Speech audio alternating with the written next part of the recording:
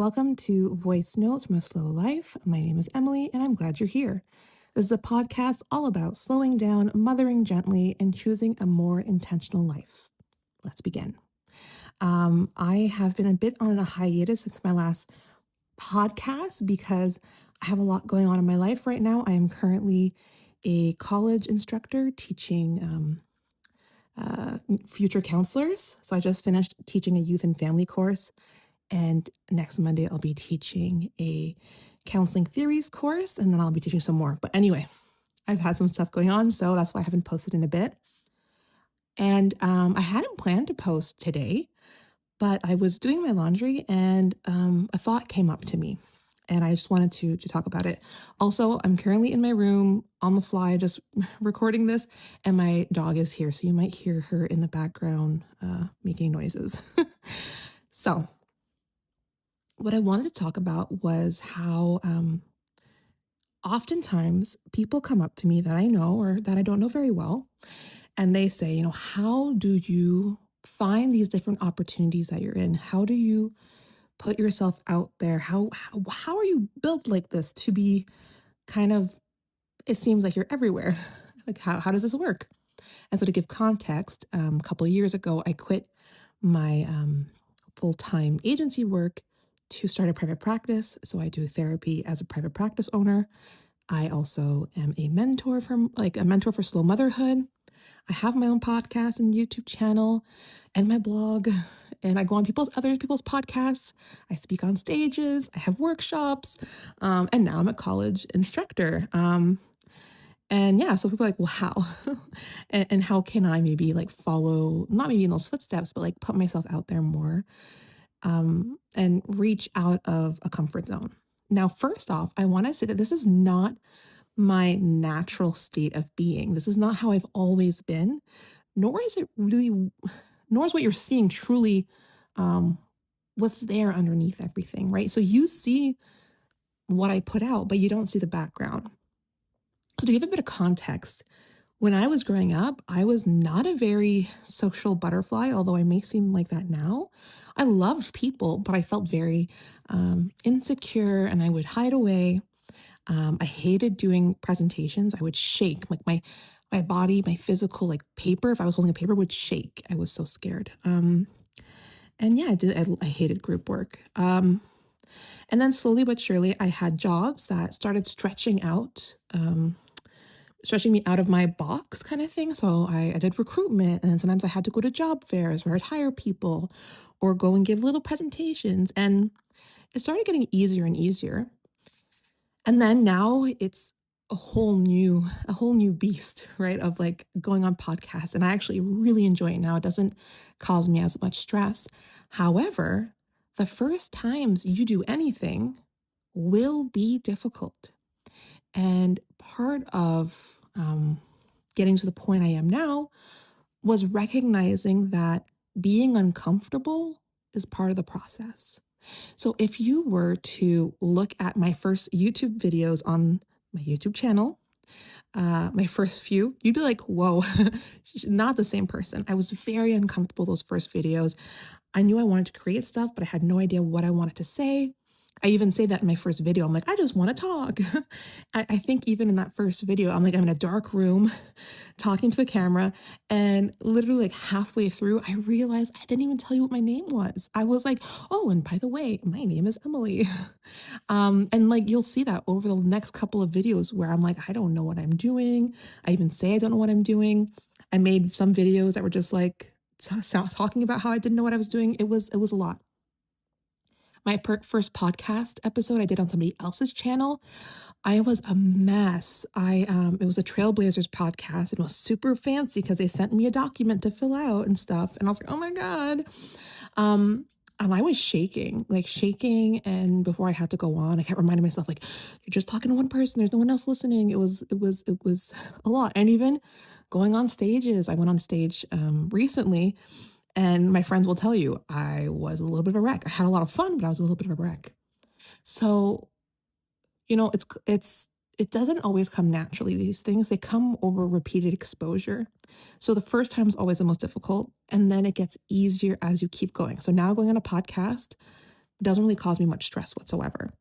Going on stages, though, is a different story. I don't do enough stages to feel completely comfortable on those just yet. All that to say, please do not compare yourself to me or anybody else that looks like they have it together. Because honestly, most of us don't. We're still learning as we go. We're still growing, and we all started somewhere. Teaching, for instance, at a college had always been a dream of mine, and I put myself out there and applied to tons of jobs to teach with no luck.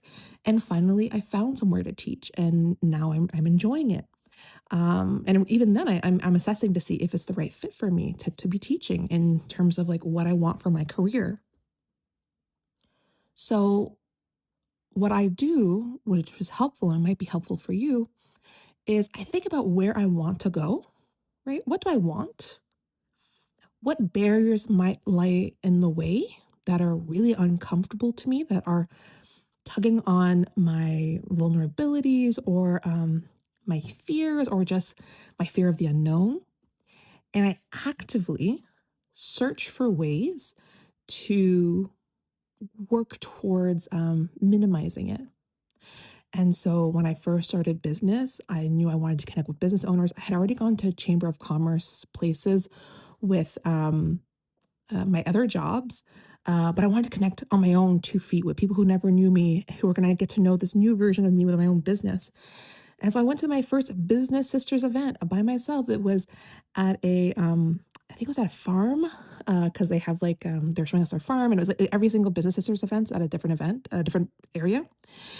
And I was so nervous. I didn't talk to anybody almost. I think I made one friend who's still my business sister friend now. Um, but I just put myself out there and hoped for the best. And that is all we can do. And sometimes it's uncomfortable. And sometimes it makes you realize what's for you and what's not for you.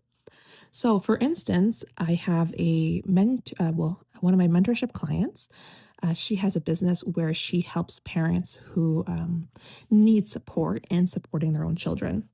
And she was like, Emily, I don't know exactly how to go and acquire clients. What should I be doing? Should I be posting? Should I be, going to networking events? Should I go on podcasts? And so we kind of assessed what that might look like. And everything seemed like it was too much for her, that she didn't think she could do any of it. But slowly she started to try different things. So she would go to events with me and see if she liked that. She created some content on Facebook, see if she liked that. She even got invited on a podcast, and she's been on my own podcast, and see if she liked that. And what she recognized was that, one, she was like, wow, I did the things, which was very rewarding for her to see that she's capable of doing it, even though maybe it didn't feel like that great, or she didn't love it, or like, but just being able to see that you're capable of doing something and that the world won't implode, sometimes that can be quite an amazing thing in and of itself. But also, she recognized that, I don't like creating content on Facebook and this, that, and the other. I don't like that. And I don't like having to try and figure out whose podcast to go on. That sounds like a lot of work. But what she did enjoy was she enjoyed going on like my podcast, where it's a lot more, where it's a bit more comfortable, going on a podcast once in a while with somebody that she knows who has their own podcast. And she really enjoyed going to events like Business Sister events, where she got to connect with different people and have conversations. And so we recognized that her way was really the connecting way, and that was what was going to serve her. But that, even going to those events with me in the first place, were so outside the realm of what she thought she could do. And yet she did them. And she actually did really well in them, like to the point where people were gravitating towards her at the event that I had one in mind in December. That people were gravitating to her and speaking to her, and even interviewing her.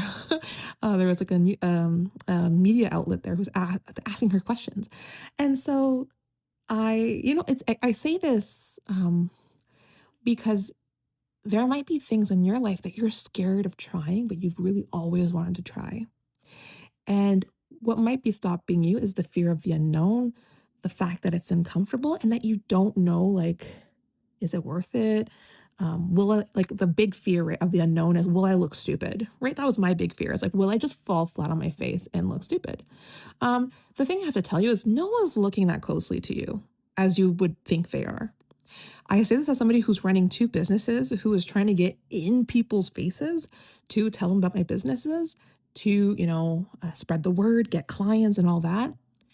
People, even your closest friends and acquaintances, they will not know exactly what you're doing. You have to repeatedly go into people's faces just so they know that you exist half the time. So people are not paying as much attention to you as you think that they are. Okay? You're the center of your universe, which is totally normal, but you're not the center of everybody else's universe. And let's say you fall on your face. Okay? Let's say I went on a stage and I fell on my face. That would be horrible, but I would survive it. Okay? And I would learn from it. I would grow. Would it be really freaking horrible and I would be super embarrassed and I would like, blah, blah. Yes, 100% is. Would I probably cry? Hell yeah. I'd be like with my husband and my friend be like, I'm crying. Would that stop me from going on another stage? At this point, no. Um, because if I can't base everything on one falter, just like I don't base everything on one win, right? We have to keep trying. Maybe the lesson next time will be not to wear such a long skirt or wear comfortable shoes so I don't trip. I'm making jokes now, but you know what I mean. Um, so even if you do fall on your face, people will know in the moment, but they won't know long term. They won't. People aren't paying as much attention to you as you think they are. And I say this in terms of this podcast because it's all about living intentionally, right? So if you want something in this world and you have to create the conditions for it. So things don't land in my lap, even though it might appear so. Like I have a friend like, how did you get this opportunity to teach? I didn't just get this opportunity to teach. I freaking applied. I did my resume. I created like blogs and things. I tried to create like my background to be appealing as a teacher. You know, I created the circumstances to allow me to be ready and willing when these opportunities were there, which I invited in. So, what I would recommend for you, one, of course, do not compare yourself to me or anybody else. And two, think about what you might need to make happen to have that opportunity come towards you. So let's say if you're a business owner, maybe it's like, I want to run a podcast, but I really don't know how and I'm scared. Go on a really small one. Go on a really small podcast where you can just start feeling comfortable. Go on a friend's podcast. Maybe it's, oh, I would love to run a workshop, but like that sounds really worrisome. Run a workshop and maybe one person will show up and that's cool. Maybe no one will show up and that's okay too. Or if you're working for somebody, you're like, oh, I would really love a raise or something. Maybe it's like asking for it, right? Maybe it's saying to them, hey, I've been working for this long. I've been doing these things. These are like the reasons why I would deserve a raise. Worst thing I'd say is no. And excuse me, but we have to stand up in this world, us as women, as any entitled white man. Sorry to the entitled white men in the world, but like men statistically ask for way more when they often have way less. They apply for jobs they do not have the qualifications for. They approach the world as if it's owed to them. And yet women don't do that. So all I want to say really is go and step into the world, ask for what you want, and do the things that scare you. And over time, you'll be a shit disturber just like me. Okay. Anyway, that's all I have for today. I'd love to hear in the comments. What's one thing that you could do to step out of your comfort zone? What's one thing? Maybe it's even changing how you dress. I don't know, your hair. I don't know. One thing you could do to step out of your comfort zone. All right. On that note, I am going to go finish my laundry, which I'd rather be sitting here doing this. But so I'll see you next time. If you enjoyed this podcast, please think about subscribing to it, liking it, making a comment, sharing it with someone who might appreciate this as well. And until next time, keep living your authentic life. Bye.